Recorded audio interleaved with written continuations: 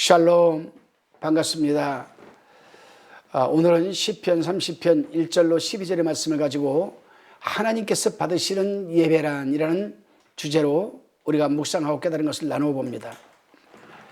시편 30편은 서두에 적혀 있는 것처럼 성전 낙성가입니다.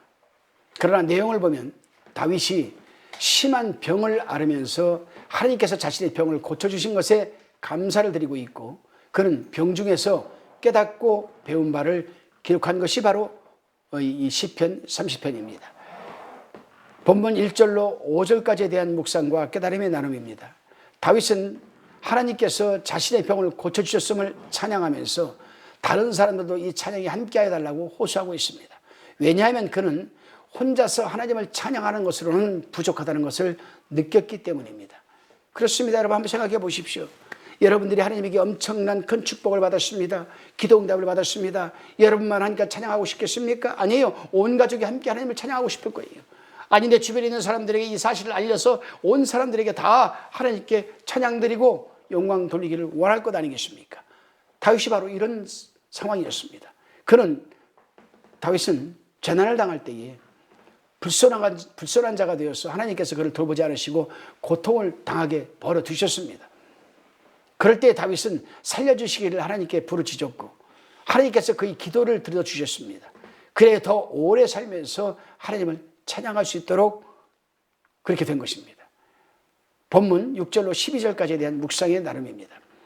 다윗은 아마도 성전 봉헌식 때에 이 시를 불렀지 않았나 생각합니다. 그러나 예루살렘의 성전을 말한 것은 아닙니다. 이 성전은 솔로몬 시대에 이르기까지는 건축되지 않았으니까요. 따라서 이 시는 다윗이 병을 앓은 뒤에, 사무엘하 5장 11절에 나옵니다. 다윗이 병을 앓은 뒤에 분명히 그는 이 시를 기록했습니다. 그는 감사했습니다. 병을 고침받아서 감사할 뿐 아니라 하나님이 집을 다시 보게 된 것, 즉 하나님께 회복된 몸으로 제사를 드리는 것, 이거를 말하는 겁니다. 이걸 감사드리는 겁니다. 그렇습니다, 여러분. 성전에 들어가는 것이 아니라 하나님께서 내 병을 고쳐주셔서 하나님에게 예배 드릴 수 있는 부분, 이 부분을 지금 얘기를 하는 거예요. 저도 그렇습니다. 저도 외국에 집회 갔을 때, 한 주간 외국에 가서 집회를 하고 있다 보면은, 제가 2월 달에 또 미국 뉴욕 필라델피아 이쪽으로 또 집회를 가는데, 그런데 집회를 가다 보면은 빨리 고국에 돌아와서 교회 성전에서 하나님께 예배드리고 싶어요. 예배드리고 싶어요. 그럼 거기서는 예배드리는 거 아니냐? 아니야. 거기는 특정한 목적을 가지고 힐링 집회를 하는 거니까. 그러나 우리 교회에 와서는 우리 교회 형편에 맞게끔 하나님의 영광을 돌리고, 성령께서 감동 주셔서 기름을 부어주셔서 준비하게 된 말씀을 선포하게 하는 거예요. 일반적인 설교를 할 수 있겠죠. 그렇습니다, 여러분. 화려하고 웅장한 예배당에서 하나님께 예배를 드리는 것이 다 예배 드리는 것이 아닙니다. 또 하나님께서 예배를 드리는 것이 다 예배를 드리는 것이고, 또 하나님께서 그 예배를 받으시는 것도 아닙니다. 비록 화려하지 못하고 웅장하지 못하고 예배를 드리기 위한 환경이 완전히 갖추어지지 않아도 하나님께서 받으시는 제사, 곧 기뻐하시는 예배는 신령과 진실로 드리는 예배라는 사실입니다. 지하실에서 드리든 가정에서 드리든 어디서 드리든 영적으로 진실되게 드리는 예배, 그것이 하나님이 기뻐 받으시는 예배입니다. 그래서 요한복음 4장 24절을 보게 되면, 하나님은 영이시니 예배하는 자가 신령과 진정으로 예배할지니라. 이 말씀을 다시금 현대어로 바꿔 말하면은, 예배드리는 자는 신령한 영적인 마음과 진실된 마음으로 예배드리라는 겁니다. 그러기에 바울은 로마의 성도들에게 12장 1절에서 이렇게 말하고 있습니다. 그러므로 형제들아, 내가 하나님의 모든 자비하심으로 너희를 권하노니 너희 몸을 하나님이 기뻐하시는 거룩한 구별된 즉 산 제사로 드리라. 이는 너희의 드릴 영적 예배니라라고 피력한 겁니다. 그렇죠, 여러분? 예배는요, 습관적이고 상투적이고 통속적인 육적인 예배와 진실된 마음으로 영적으로 드리는 예배하고는 여러분 천지 차이입니다. 천지 차이. 육적으로 드리는 예배는 감동이 없습니다.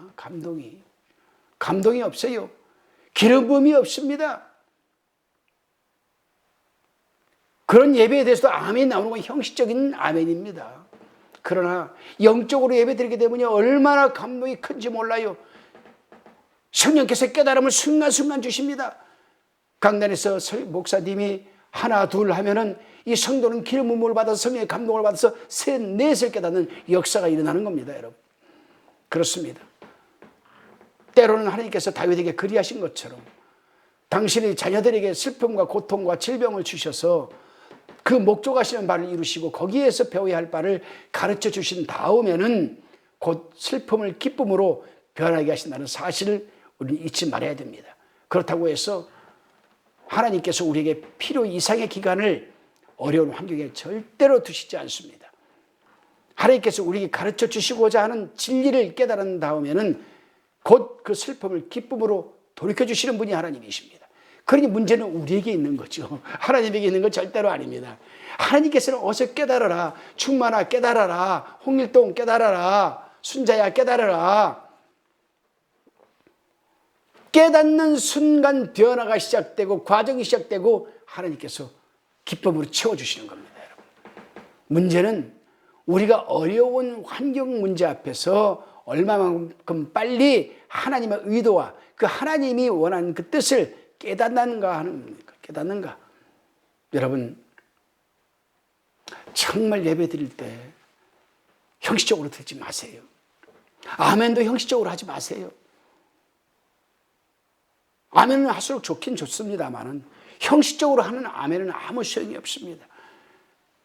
예배 드리기 전에 한 1, 20분 전에 미리 교회에 가서 조용히 자리를 잡고 기도하시면서 하나님께서 내게 들으시라고 할 말씀이 있기에 오늘 이 예배에 참석을 했습니다.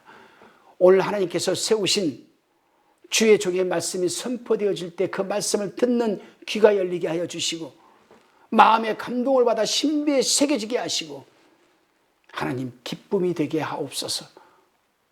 예수님의 이름으로 기도드립니다. 아멘 하고 예배에 임하시게 되면 성령이 여러분 역사를 할 줄로 믿습니다. 기도드리시겠습니다. 주님, 우리 앞에 이 모양 저 모양으로 어려운 문제들이 다가왔을 때 그 문제 앞에서 불평불만하지 말게 도와주시고 우리 힘으로 그 문제를 어떻게 해보려고 하지 않도록 또한 붙들어 주셔서 하나님의 뜻이 어디 있는지 두 손 모아 성실하게 엎드려 깨닫게 하여 주옵소서. 감사드리옵고 예수님의 이름으로 기도드리옵나이다.